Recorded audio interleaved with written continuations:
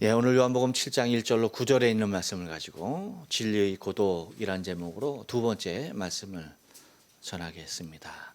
우리 다 같이 한번 인사할게요. 옆 사람 같이 하시고 앞뒤 사람 같이 하실 때 저는 한 주간 동안 평안하십니까? 인사합니다. 저는 한 주간 동안 평안하십니까? 평안하십니까? 평안하십니까? 예, 평안하셨죠? 예, 감사합니다.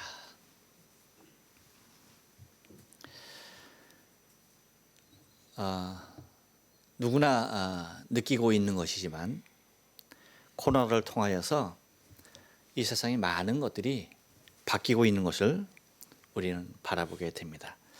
아마도 앞으로 더 많은 것들의 변화가 일어나지 않을까 싶은 생각을 조심스럽게 하게 되기도 합니다. 크게 변한 것은 뭐예요? 우리의 일상이 많이 변했죠, 그렇죠? 우리의 일상이 너무나 큰 변화를 맞이하고 있습니다. 한 번에 일을 잃는 사람도 있고 또는 아주 매우 불편한 가운데 그 일을 감당하지 아니하면 안 되는 사람들도 있고 또는 너무나 많은 업무로 인하여서 지치고 힘든 사람들도 있는 것을 우리는 바라보게 됩니다. 우리의 사람들 간의 만남에도 변화가 생겼습니다. 늘 기쁘게 만나던 얼굴들을 만나지 못하게 되고 또 만나는 사람이라 할지라도 매우 조심스러운 모습으로 만나지 아니하면 안 되고 누군가가 과거에는 기침을 하면 안타까운 마음으로 어머나 감기 들었어 라고 측은지심이 발동되었는데 이제 누군가가 옆에서 기침하면 저건 뭐야 하면서 매우 불안한 모습을 감출 수가 없는 그렇죠?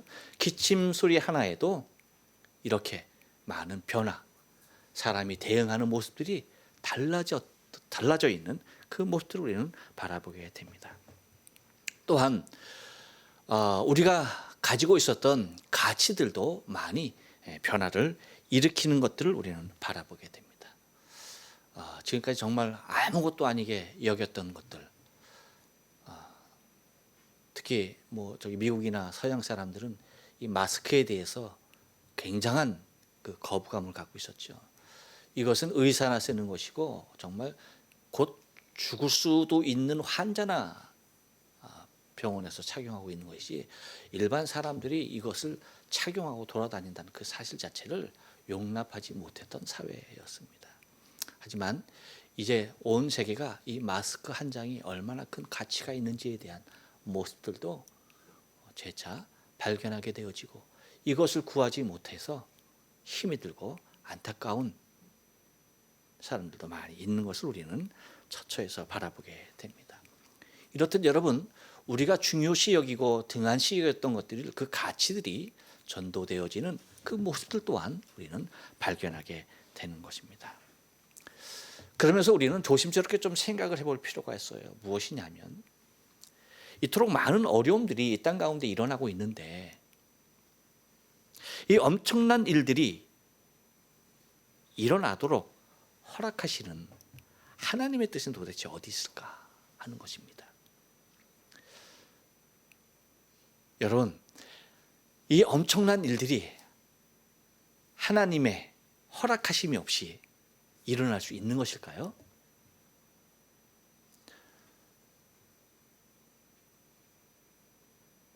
하나님께서 이러한 모습들을 허락하시지 아니하시면 이러한 일들이 일어날 수가 없는 것이죠.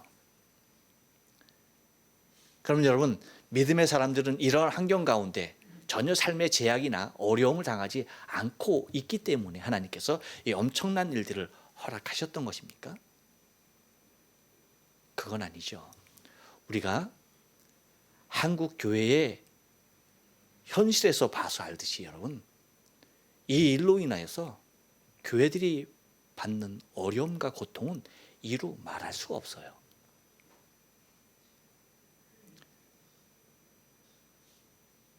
모이지 못하게 되고, 또 모이면 이상한 사이비 집단으로 지목되어지고, 그 가운데 예배하는 것조차도 어려운 모습, 이런 일들이 여러분, 이 코로나로 인해서 어쩌면 가장 큰 어려움을 당하고 있는 것들이 뭐냐면 주의 몸된 교회들입니다. 교회들만큼 이 코로나로 인한 가장 큰 피해를 입는 그러한 단체들도 흔치 않을 거예요. 물론 많은 기업들도 어려움을 당하고 있고, 또한 소상공인들, 자영업자들, 그분들이 당하고 있는 어려움은 이루 말할 수도 없을 겁니다. 하지만 여러분, 교회가 겪고 있는, 지금 현실의 모습에서 교회가 겪고 있는 어려움이라는 것은 이루 말할 수가 없고요. 이런 것들을 하나님이 모르시는 것이 아니죠. 다 알고 계심에도 불구하고 이 어려운 일들을 왜 하나님의 교회에, 당신의 자녀들에게 이러한 고난이라고 하는 엄청난 일들을 허락하시는가입니다.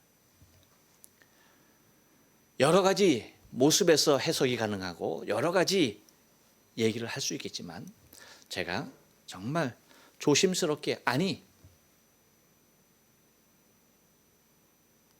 분명하게 말씀드릴 수 있는 것은 다름이 아닐 것 같습니다.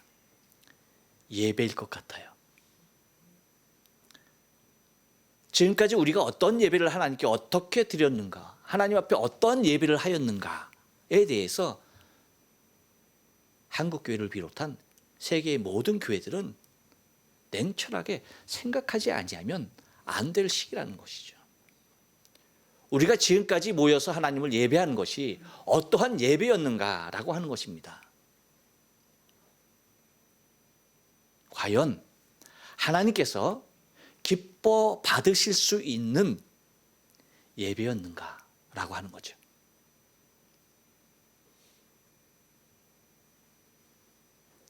모든 예배를 하나님께서 다 물리치시는 것은 아닐 겁니다. 모든 예배를 하나님께서 거절하시는 것은 아닐 거예요. 하지만 내가 하고 있는 하나님 앞에서의 예배 또한 하나님이 충분히 거절하실 수 있는 예배일 수 있다라고 하는 사실을 여러분, 지금의 현 사태를 통하여서 우리는 냉철하게 돌아봐야 하는 것입니다. 우리가 잘 알다시피 여러분, 하나님께서 침묵하시는 시기가 있었는데, 그 침묵하시는 시기가 말라기 선지자를 끝으로 하나님은 400년이라고 하는 엄청난 시간을 침묵하십니다. 그 침묵의 배경이 무엇인지 아십니까? 다른 것 아니죠. 하나님 앞에 하는 제사에 있었습니다. 말라기 1장 10절로 11절 말씀 제가 한번 읽어드릴게요. 여러분 한번 잘 경청해 보십시오. 만군의 여호와가 이르노라, 너희가 내 단 위에 헛되이 불사르지 못하게 하기 위하여, 그러니까 당신의 제단에 헛된 불을 사르지 않게 하기 위하여서 너희 중에 성전 문을 닫을 자가 있었으면 좋겠도다. 내가 너희를 기뻐하지 아니하며 너희 손으로 드리는 것을 받지도 아니하리라. 11절에서 이렇게 얘기하죠. 만군의 여호와가 이르노라, 해 뜨는 곳에서부터 해 지는 곳까지 이방 민족 중에서 내 이름을 크게 될 것이라. 각처에서 내 이름을 위하여 분향하는 하며 깨끗한 제물을 드리는 이는 내 이름이 드러내리니, 제물을 드리리니 이는 내 이름이 이방 민족 중에서 크게 될 것입니다 라고 말씀하십니다. 그러니까 이스라엘 백성들이 하는 제사에 대해서 하나님께서 뭐 하시겠다는 겁니까? 받지 않으시겠다는 얘기입니다. 그만큼 하나님 앞에 하는 제사였지만, 그 제사는 하나님이 중심된, 하나님이 받으시는 제사가 아니라 제사하는 사람들을 위한 제사에 불과했다는 것입니다. 여러분, 우리 예배도 마찬가지, 지금의 우리 예배도 마찬가지. 예배를 흡양하시는, 예배를 받으시는 하나님을 위한 예배인지 예배하는 자를 위한 예배인지,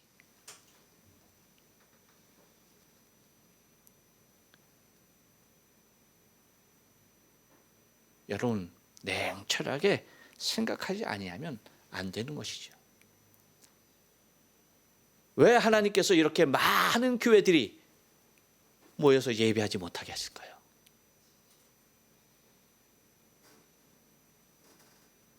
그 이유가 무엇일까요? 물론 마지막 때를 향한 하나님의 경고이고 마지막 때라고 하는 그 시기에 들어서는 시기임을 알리시는 모습에는 틀림없습니다. 하지만 좀 더 구체적으로 우리가 본질적인 모습에서 예배적인 측면에서 우리가 조명을 해본다라고 한다면 이것은 철저하게 구약의 이스라엘 백성들이 하나님을 제사할 때에 드리는 자의 편의로서 하나님을 제사했던 것이지, 곧 제사는 자를 위한 제사였지, 그 제사를 흡양하시기 원하시는 하나님을 향한, 하나님을 위한, 하나님께 드려지는 제사는 결코 될 수 없었다는 것을 말라기 선지자를 통해서 우리에게 보여주고 있었던 것이죠. 여러분, 21세기 지금 드려지는 우리의 예배는 어떨까요? 우리의 모든 예배를 하나님께서 다 받으실까요? 저는 절대 그렇지 않다고 믿는 사람입니다. 절대 그렇지 않습니다. 왜요? 예배가 하나님께 하는 것이 아니라 인간이 인간에게 하는 의식에 불과한 모습으로 된 예배의 모습들을 우리는 많이 바라보기 때문입니다. 지난주 오후 2부 예배 시간에 여러분 같이 말씀을 나눴지만 아벨과 가인이 하나님을 제사합니다. 하지만 그 제사를 다 받으신 것이 아니었어요. 믿음으로 드렸던 아벨의 제사를 흡양하셨어요. 가인의 제사를 받지 않으셨습니다. 지금 이 시간에 예배하는 것도 마찬가지예요. 하나님이 누구의 예배를 흡양하실까? 그것은 아벨과 가인이 드렸던 제사와 똑같을 거예요. 믿음으로 드리느냐? 그렇지 못하느냐? 나를 위하여 하느냐? 너를 위하여 하느냐? 네가 받아야 하느냐? 내가 받아야 하느냐? 이 모습을 여러분 우리는 냉철하게 생각하지 않으면 안 될 것입니다. 그러므로 여러분, 우리의 예배가 정말 하나님께서 기뻐하시며 받으실 수 있는, 나 자신을 하나님 앞에 거룩한 산제사로 드릴 수 있는, 정말 신령과 진리로 예배할 수 있는 그 예배를 하나님이 얼마나 간절히 찾고 계시는지에 대한 모습을 이 코로나로 분별하시면서 우리의 예배를 다시 한번 점검하기를 원하시는 하나님의 뜻이 아닌가 하는 모습을 여러분 우리는 바라봐야 하는 것입니다.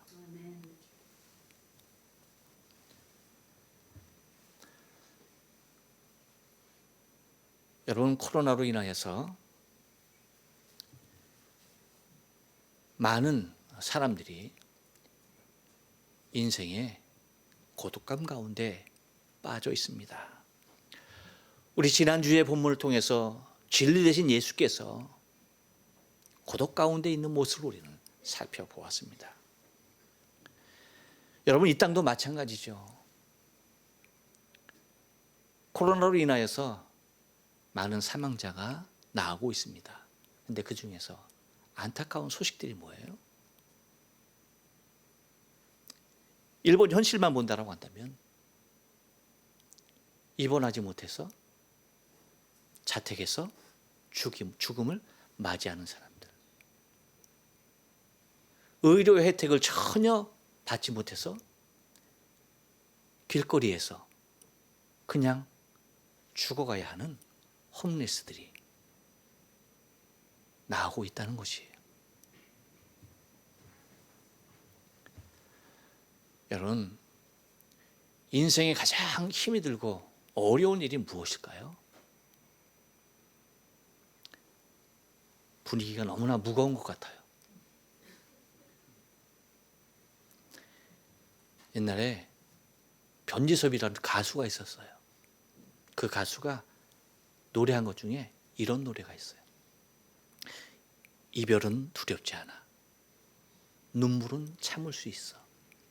하지만 홀로 된다는 것이 나를 슬프게 해. 그렇게 노래를 했어요. 저만 아는 것 같은데. 이게 여러분, 이게 알아요? 위로가 되는 거예요. 갑자기 위로가 되는 거야.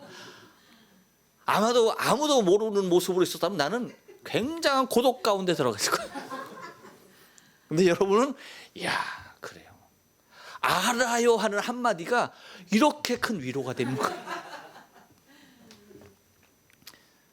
여러분, 세상이 이렇게 홀로 된다는 것이 얼마나 고독한 일인지 모르는 거예요. 하지만 여러분, 우리가 분명히 알아야 할 것은 이 세상은 홀로라는 것입니다. 시대의 고독을 통하여서 진리 대신 주님이 가시었던 고독이 조금이라도 누군가의 마음에 두드러지길 원하시는,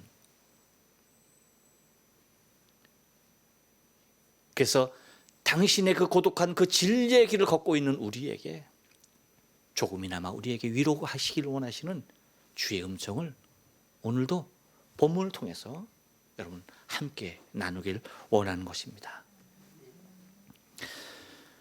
여러분, 지난주에 말씀드렸죠. 진리의 고독은 어떻게 찾아왔습니까? 그래요. 첫째, 사랑이 미움되어 찾아왔어요. 그 다음에 두 번째는 뭐예요? 가장 가까운 사람들에게서 찾아왔습니다. 세 번째 뭐였습니까?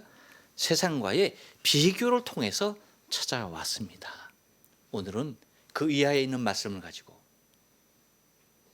진리의 고독은 어떻게 찾아오는지 우리가 좀 상고하며 은혜를 나누기를 원합니다.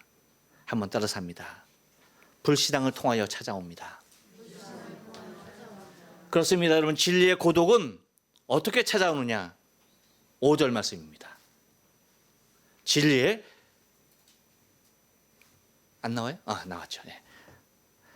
불신앙을 통하여 찾아오는데 5절 말씀을 한번 다 같이 읽어봅니다. 시작. 이는 그 형제들이라도 예수를 믿지 아니함이로라. 할렐루야. 여러분, 인생에서 가장 큰 불행이 무엇일까요? 무엇이 인생의 가장 큰 불행일까요? 불신입니다. 믿지 못하는 것입니다. 이것만큼 인생의 불행은 없는 것입니다. 왜요? 인생의 불행은 거기에서부터 시작됐기 때문에, 그것이 나에게 찾아올 때 이것만큼 불행한 일은 없다라고 하는 것이죠. 불신은 인생에 있어서 가장 큰 적이고 가장 큰 불행을 심어놓는 것임 우리는 잊지 말아야만 합니다. 그래서 여러분에게 말씀드렸죠. 불신을 일으키는 것들에 대해서 여러분에게 먼저 말씀을 드린 바가 있습니다. 이와 같이 여러분, 사단은 우리 안에 계속해서 불신을 심어 넣음으로 말미암아서 우리 인생을 불행으로 치닫게 하기를 원하는 거예요.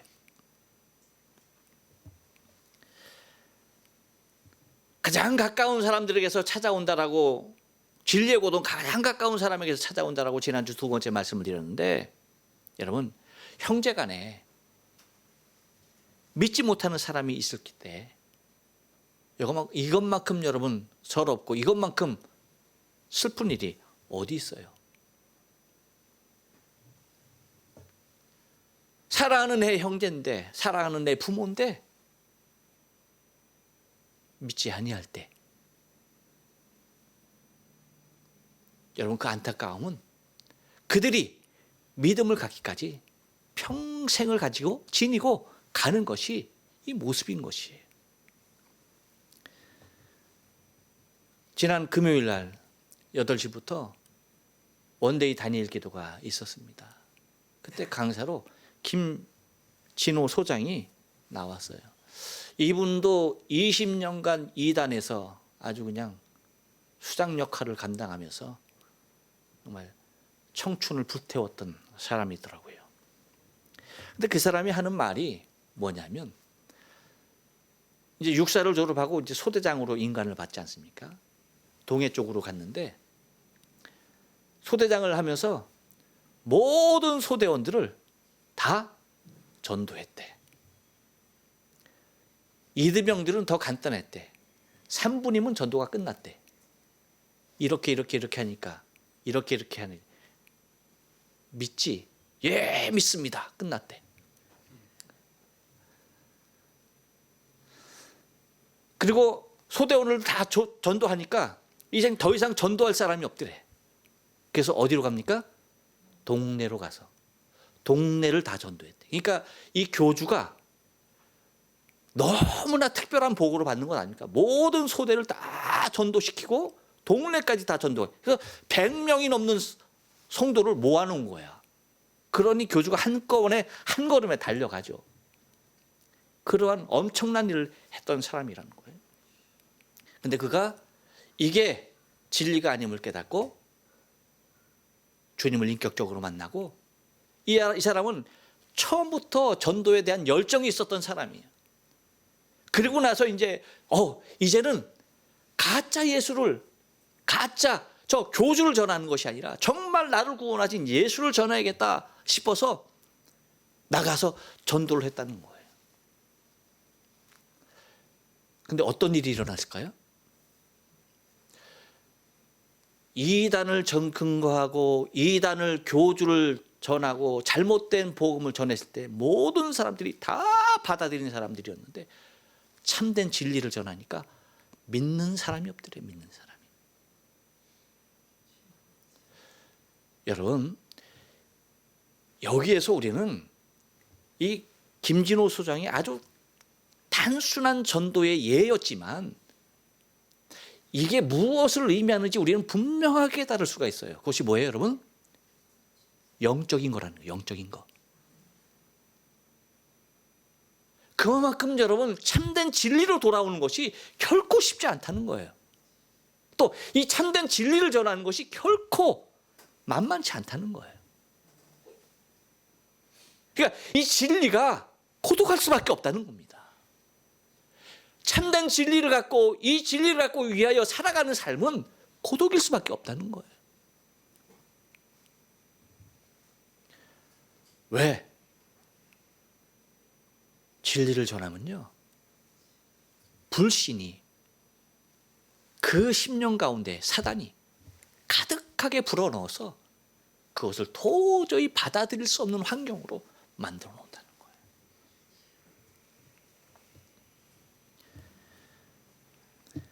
여러분, 예수님은 메시아세요. 진리 자체이신 분입니다. 그런데 예수님께서 당신의 사역을 이끌어 나가실 때에 누가 믿지 않았어? 형제들이 믿지 않았어요. 형제들이.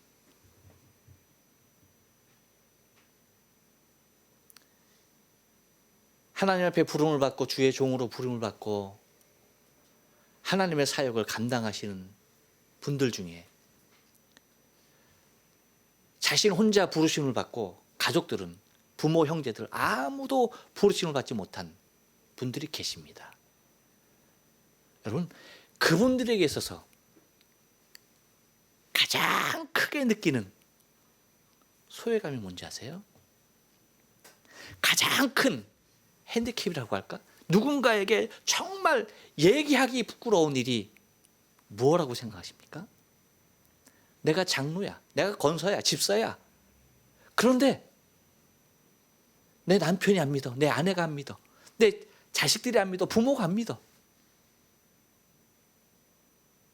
여러분, 그 모습, 그 환경 가운데 있을 때에 거기에서 찾아오는 고독이라는 것은 이루 말할 수 없는 것이죠. 예수님 또한 여러분, 불신앙이, 형제들을 갖고 있는 그 불신앙이 주님 앞에 얼마나 큰 마음의 짐이 되었을까라고 하는 것을 우리는 생각하게 되는 것입니다. 이 얘기는 무슨 얘기입니까, 여러분? 한 가지 진리를 드러내는 것입니다. 뭐예요? 인간의 어떤 관계로서 구원받을 수 있는 것이 아니라는 거예요. 믿습니까? 구원은 오직 주님과의 1대1의 관계에서, 1대1의 인격적인 관계에서 이루어지는 하나님의 놀라우신 선물인 것을 우리는 분명하게 기억해야 하는 것입니다. 내가 목사니까, 내가 장로니까, 내가 권사니까, 내가 집사니까, 내 주위에 있는 사람들이 구원받는다? 이거 아니란 얘기예요.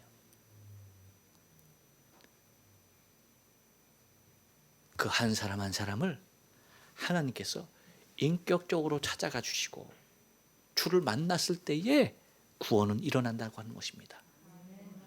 불신앙에는 여러분, 어떠한 구원도, 어떠한 관계에 있다 할지라도 예수님조차도 구원할 수 없는 것이 뭐예요? 불신앙이라는 거예요. 그렇기 때문에 사단이 마지막 때에 가장 강력하게 사용하고 있는 것이 뭐예요? 믿지 못하게 하는 거예요. 불신을 더욱더 크게 심어놓는 것입니다. 이 코로나 사태를 통하여서 여러분, 사단이 가만히 멍청하게 앉아있을까요? 아니죠. 절대 이 기회를 놓치지 않는 것이 사탄이죠. 이 기회를 통해서 사탄이 무엇을 조장할까요? 무엇을? 자신 있게 얘기하세요. 정답이니까. 무엇을? 그렇습니다. 불신앙입니다. 그 무엇보다도 사단은요, 이 기회를 통하여서 불신앙을 조장할 거예요. 저는 한국의 사정을 잘 모르니까 잘 몰랐는데, 그 다니엘 기도에서 그 다니엘 기도 그 오륙교회 목사님 누구죠? 네? 김연애. 김은호. 김윤호라고 그러려고 그래. 김은호. 그분이 이제 마지막에 이제 기도를 인도한다기 위해서 이제 나와서 하시는 말이, 기도 제목을 이제 서로 나누면서 기도하는 거예요. 그 기도 중에 하나가 뭐냐면, 이제 모여서 예배하지 못하잖아요. 방송으로 예배하잖아요. 집에서. 물론 이제 우리 영상을 송출하면서 예배하시는 분들도 있겠지만 한번 귀담아 들어보시기 바라요. 보잖아요. 근데 어떤 분위기가 조장된다는 거야? 이거 나쁘지 않네. 이거 편리하고 좋네. 그래서 이 코로나의 사태가 해결되어도 뭐야? 모이기를 회피하는 현상들이 일어나지 않을까가 한국교회 목사님들의 가장 큰 걱정이라고 얘기하더라고요.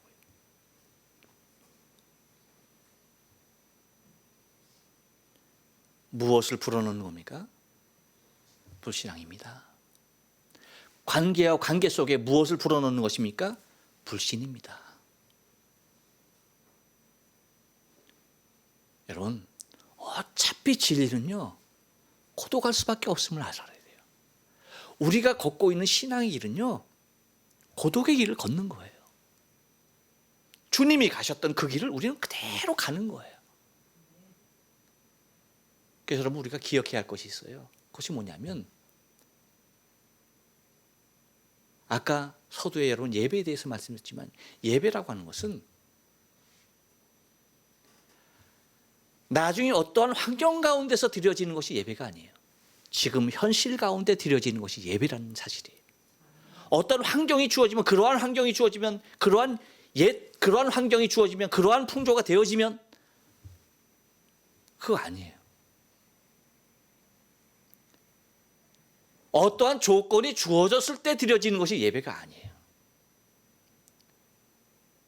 지금 이 상황, 우리에게 주어진 상황이 이렇다면 이 상황을 뭐 하는 겁니까? 이 상황에서도 하나님을 예배하는 것이 예배고, 이것이 우리의 신앙이 되어야 한다는 것입니다. 아멘. 이것이 우리의 믿음이고, 이것이 우리의 신앙이에요. 예전과 같은 환경이 조성되면은 된다? 그러면 함께 예배한다? 여러분, 그거 아니에요.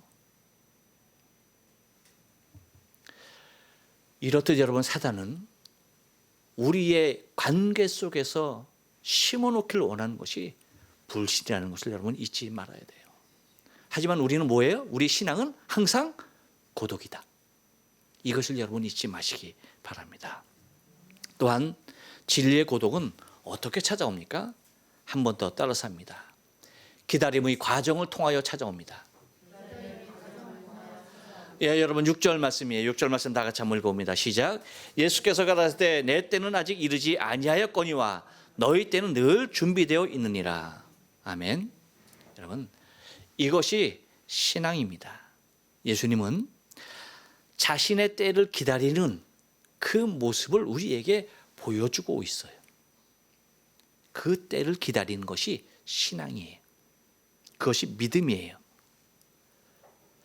그 기다리는 그 때를, 그 과정을 인내로 이겨내는 그 과정을 통하여서 찾아오는 것이 뭐냐면 진리의 고독입니다.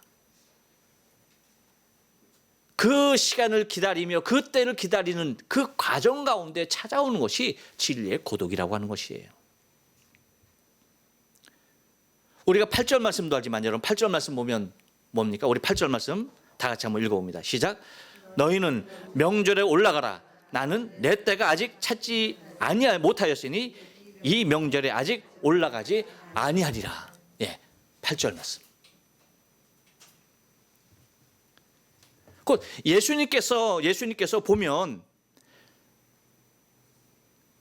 명절 곧 초막절 우리 이제 다가오죠. 그러니까 동생들이 하는 말이 유대로 올라가라고 얘기합니다. 예수님을 종용합니다. 하지만 예수님은 아직 내 때가 이르지 않았다라고 하면서 유대의 갈릴리에 머물러 계시죠. 당신의 때를 기다리고 계신.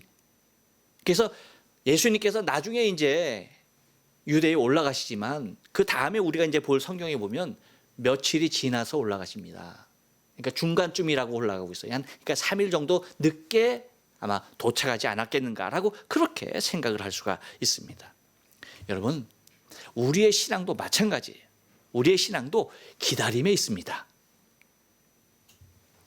여러분, 세상 사람들이 기다리는 것은 뭘까요? 세상 사람들이 기다리는 것은 이 세상 사람들이 많은 것을 기다리죠. 우리 또한 그날을 기다릴 수도 있어요. 무엇? 곧 세상에 많은 사람들은 코로나가 종식되어지는 날을 기다리면서 예전의 날들이 찾아오기를 기다리고 있지만 여러분, 우리는 오직 다시 오실 주를 기다리는 고독 가운데 있는 것입니다. 이것이 우리의 신앙인 것이에요. 이것이 우리의 모습이에요.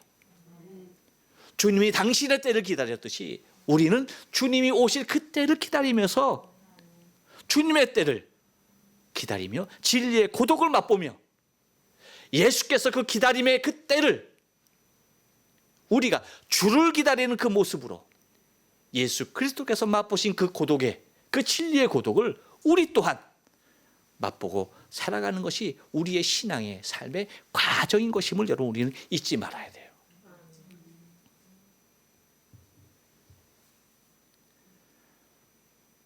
언제 오실지 모르죠. 하지만 우리는 그 마지막 날을 기다립니다. 여러분 한번 물어볼게요. 여러분 코로나가 종식되어지는 날 기다립니까?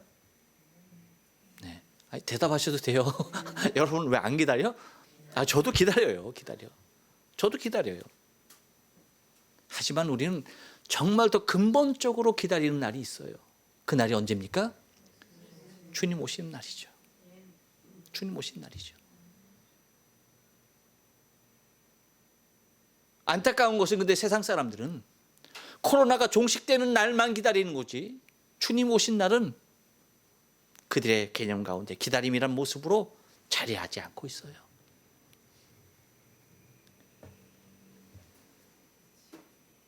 그렇듯 여러분, 마지막 날에 대한 기다림은, 예수님의 당신의 때에 대한 기다림은 우리만이 갖는 진리의 고독의 길인 것입니다. 그날이 우리에게 주어지는 그날, 우리는 가장 큰 환희로 그 기다림을 기쁨으로 쟁취할 수 있는 자들인 것입니다. 코로나가 종식될 때 여러분, 이 세상 사람들이 얼마나 기쁘겠어요. 백신이 개발되는 그날 여러분 얼마나 기쁘겠습니까?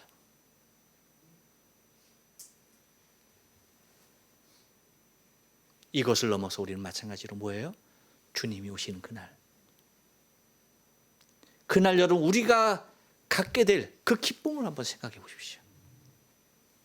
우리의 신앙은, 우리의 진리의 고독은 그렇게 기다림을 통하여서 주어지는 것임을 여러분 잊지 말아야만 합니다.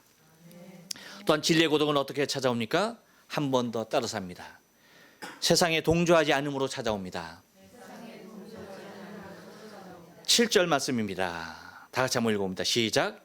세상이 너희를 미워하지 못하되 나를 미워하나니 이는 내가 세상의 행사를 악하다 증거함이라.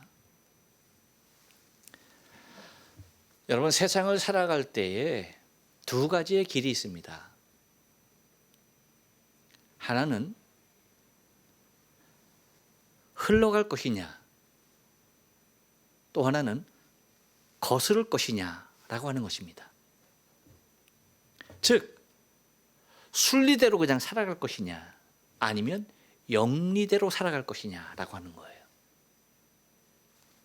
그때 분명하게 여러분 결론적으로 말씀드리면 뭐냐면, 예수님은 순리적으로 이 세상을 살지 않으셨어요. 거슬러 사셨어요. 흘러가는 세월의 삶을 살지 않았어요. 거슬러가는 세월의 삶을 살았어요. 그렇기 때문에 주님께서 말씀하신 대로 세상이 너희를 미워하지 못한다. 하지만 뭐예요?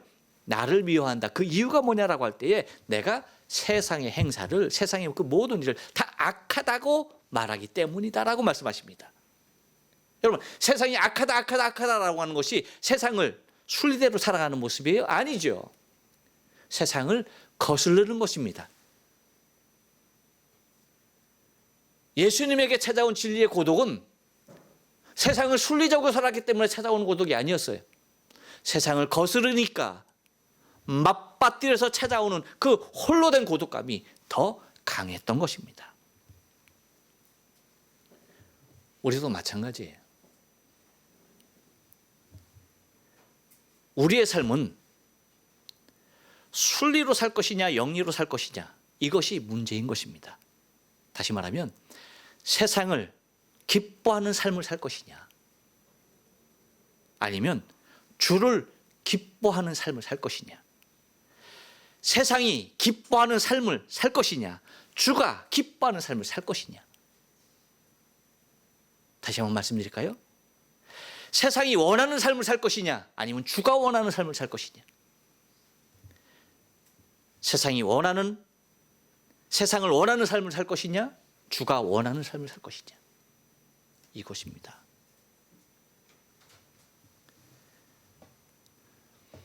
주를 기쁘게 하는 삶은,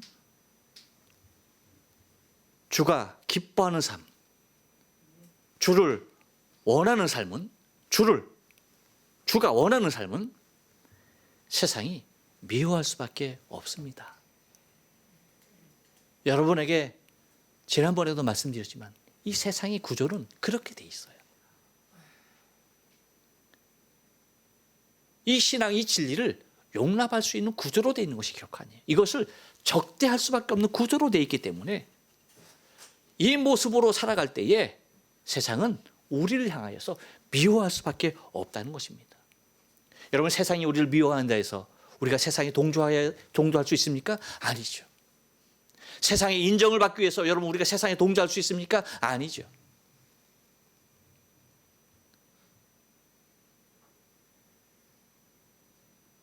세상이 어떻게 바뀌든 세상이 무엇을 원하든 우리는 거기에 동조할 수가 없는 거예요. 거기에 발맞출 수가 없는 것입니다. 그렇기 때문에 우리는 진리의 고독 가운데 있을 수밖에 없다는 거예요. 세상이 주를 미워했듯이 우리 또한 주께서 받는 그 미움을 받을 수밖에 없다는 것입니다. 그래서 사도 바울은 데살로니가전서 2장 4절을 통해서 우리에게 이렇게 말하죠. 오직 하나님의 옳게 여김을 입어 복음 전할 부탁을 받았나니 우리가 이와 같이 말함은 사람을 기쁘게 하려 함이 아니요 오직 우리 마음을 감찰하시는 하나님을 기쁘시게 하려 함이라 라고 고백하고 있는 것입니다. 그렇습니다, 여러분. 진리라고 하는 것은, 복음이라고 하는 것은 사람을 기쁘게 하거나 세상을 기쁘게 하는 것이 아니에요.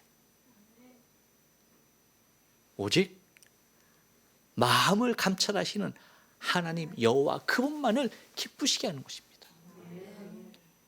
그러니까 당연히 세상은 우리를 미워할 수밖에 없다라고 주님이 말씀해 주시는 거예요. 그렇기 때문에 여러분, 세상에 동조하지 않으므로 우리는 진리 가운데 주님이 고독을 느끼셨던 그 고독 가운데 우리 또한 그 자리에 놓일 수밖에 없음을 기억해야 하는 것입니다. 진리의 고독은 또 어떻게 찾아옵니까?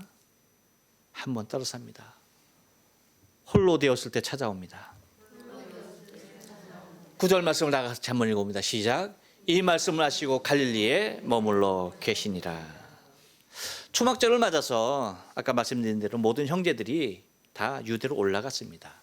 그 뒤로 예수님은 갈릴리에 남아 계신 홀로 머물러 계시는 그 모습을 바라보게 되어지죠. 갈릴리에는 누구만 있었을까요? 부녀들과 어린아이들밖에 없었겠죠. 거기 예수님이 덩그러니 계시는 것입니다. 여러분, 초막절은 어떤 것이에요? 우리가 지난 시간에도 생각해 봤지만 조상 대대로 지켜오는, 그렇죠? 율법 그대로 그 율법을 지키기 위해서 이스라엘의 모든 사람들은 다 혈안이 되어 있는 것입니다. 그래서 이스라엘 장정들은 3대 절기를 반드시 지켜야 하는데 그 중에 하나가 이 초막절이었던 거죠. 그것은 그들의 삶 가운데 얼마나 율법이 그들의 삶의 중심 가운데 깊이 뿌리 박혔는가 하는 모습들을 우리는 바라보게 되는 것입니다. 이렇듯 율법 가운데 그 율법을 지키기 위해서 율법에 의하여서 살아가는 그들의 삶의 모습을 보면서 예수님은 도대체 어떤 생각을 하셨을까라고 하는 거예요. 모든 사람들이 율법에 입각해서 그 절기를 지키고 있는데 예수님은 그 절기를 지키고 있는 그 이스라엘 모든 백성들을 향하여서 도대체 어떤 마음을 갖고 계셨을까? 저는 한번 생각해 봤어요. 예수님은 모든 것의 주인이시죠. 모든 것의 주인으로 오셨죠. 또한 예수님께서는 당신이 우리에게 말씀해 주셨듯이 율법의 완성자로 오셨죠. 그래서 마태복음 5장 17절 말씀 보면 내가 율법이나 선제를 폐하러 온 줄로 생각지 말라. 폐하려 온 것이 아니요 완전케 하려 함이니라. 할렐루야. 네. 내가 율법이나 선지자를 폐하러 온 줄로 생각하지 말아라. 폐하러 온 것이 아니라 오히려 뭐하러? 완전케 하려 왔다라고 그렇게 말씀하십니다. 율법의 완성자로 오신 예수님이에요. 그런데 인생의 구원자로 오신 메시아 예수, 모든 사람은 이 율법을 지키기 위해서 유대로 올라갔는데 율법의 완성자 되신 예수는 갈릴리에 혼자 남아 있다는 거예요.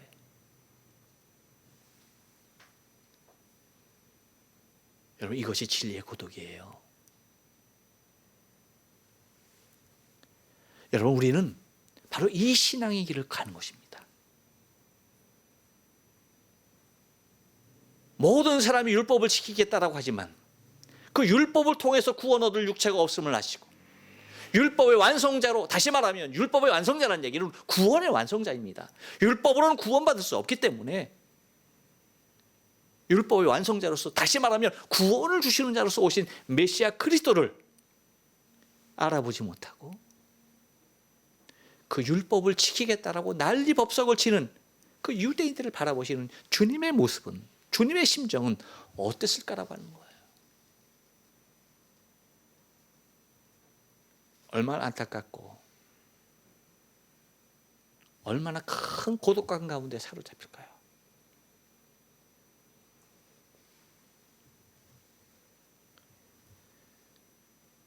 여러분, 우리의 신앙의 길이 이와 같은 거예요. 나를 구원하시기요, 율법으로서 구원받을 수 없는, 율법은 내가 철저하게 죄인인 것을 깨닫게 하시는 내 양심의 거울과도 같은 것인데, 그 율법을 통해서 나 자신의 연약함, 부족함, 죄성을 철저하게 발견하고, 그리고 이 죄를 해결하기 위해서 오신 예수 그리스도를 발견해야만이 우리에게 주어지는 구원의 기쁨과 감격, 이것은 여러분 무엇으로도 비교될 수 없는, 인생 모두가 다 율법 앞에서, 그 율법, 그 초막절을 지키는 모든 이스라엘 백성들이 다 진정한 율법의 완성자를 만나야 할 그 모습 가운데 있는 것입니다. 하지만 안타깝게도 이 진리의 복음으로 예수님은 홀로 된 길을 가셨던 것입니다. 아무도 알아주지 아니하는 길이며 홀로 갈 수밖에 없는 길이라도 그 길을 가는 것이, 그것이 신앙이에요.